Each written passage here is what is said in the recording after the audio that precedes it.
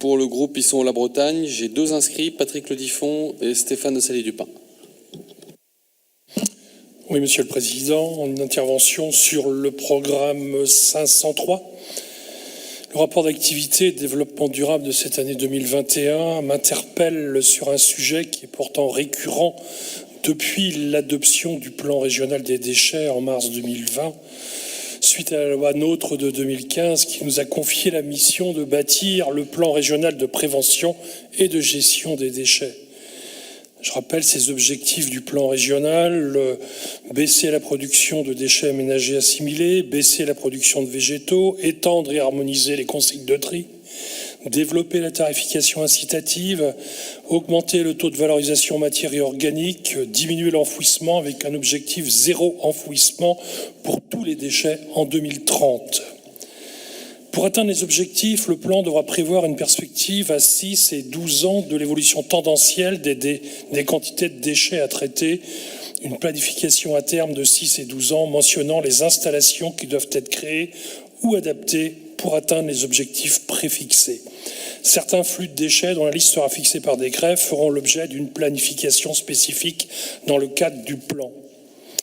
J'aurais tendance à dire cet objectif est certes très louable, mais aujourd'hui, quelle est la situation en Bretagne ? Sur les aspects quantitatifs, la Bretagne produit 2 300 000 tonnes de déchets ménagers assimilés, dont 56% proviennent des déchetteries. 684 000 tonnes de déchets sont enfouis, dont 48% hors de Bretagne. 274 000 tonnes hors de Bretagne. Une augmentation des tonnages malgré les efforts liés aux optimisations en lien avec les apports de nouvelles populations, il est vrai. Certes, des efforts sont faits et en cours pour optimiser la gestion et rationaliser la production des déchets globaux, mais insuffisant pour atteindre ces objectifs. 560 kg par habitant par an prévus, on devrait les avoir atteints, plus de 700 actuellement. Le constat, je dirais, bien que le plan régional se doive de fixer des orientations, peu ont été suivis des faits. Pourtant, de grands enjeux s'imposent à notre région. Notre territoire est en pleine évolution socio-démographique, renforcée par des événements récents tels que la crise sanitaire de 2020 ou d'ailleurs le souhait de résider dans une région agréable. La question du défi du tourisme est également face à nous aujourd'hui. Ceci n'est pas sans influence sur la production de déchets et des obligations d'organisation pour faire face à tous ces besoins.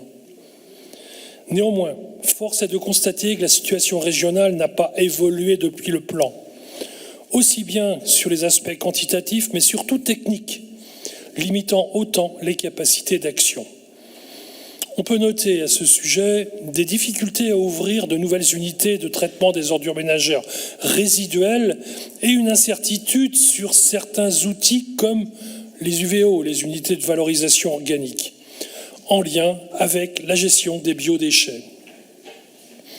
Aujourd'hui, des sites de traitement d'ordures ménagères résiduelles sont à saturation, voire en voie de fermeture. C'est le cas d'unités d'incinération d'ordures ménagères ou de stockage de déchets inertes. Ce qui force des exportations, par exemple, j'ai en tête celle de Vannes qui ferme pour travaux et qui va traiter au Havre. La question d'Acta du côté d'Auray. Quid de Gueltas dont la fermeture est programmée en 2027 ? Quelle substitution ? Des filières sont développées, mais se révèlent très peu matures sur la gestion des encombrants. C'est le cas des CSR, les combustibles solides de récupération, mais avec des sous-exutoires pour cause de peu de chaudières.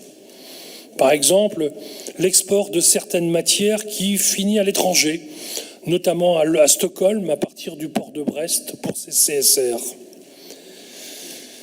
Autre point, des installations de tri qui ne sont pas toutes aptes à recevoir des extensions de consignes qui sont difficiles à créer.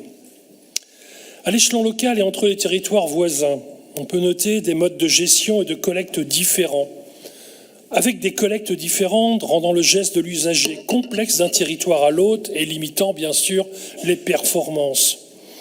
Ne pourrions-nous pas envisager une initiative régionale en faveur de la concordance des tris des déchets afin que nos concitoyens s'y retrouvent davantage d'une part et que les refus de tri soient raréfiés d'autre part.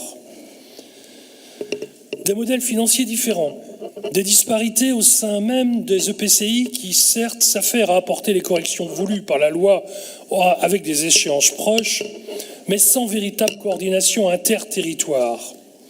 La région devrait être dans le tour de table. Autre constat criant, aujourd'hui le territoire breton souffre d'un sous-dimensionnement de ses installations et d'une absence d'outils pour régler la problématique du zéro enfouissement.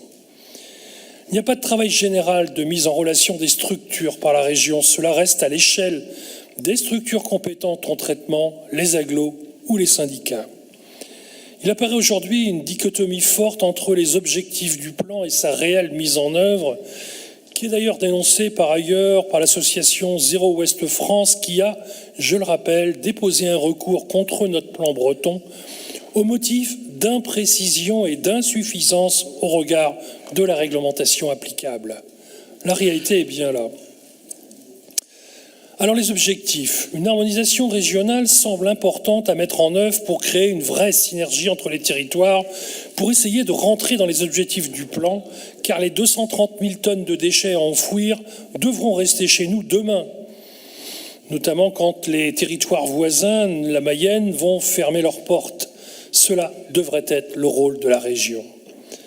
Un exemple assez frappant est le centre de tri du centre Morbihan.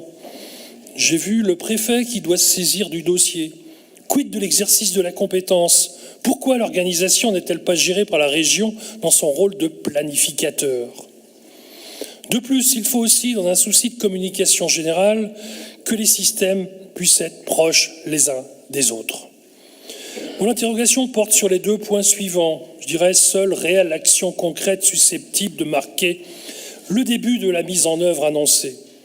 Sur le dialogue interrégional en vue du portage d'actions communes, pourriez-vous nous relater l'état des travaux et les échéances de leurs manifestations concrètes? Sur l'accompagnement des EPCI pour leur projet de traitement des déchets, pourriez-vous nous rappeler l'ampleur de l'accompagnement régional auprès des EPCI? Je vous remercie.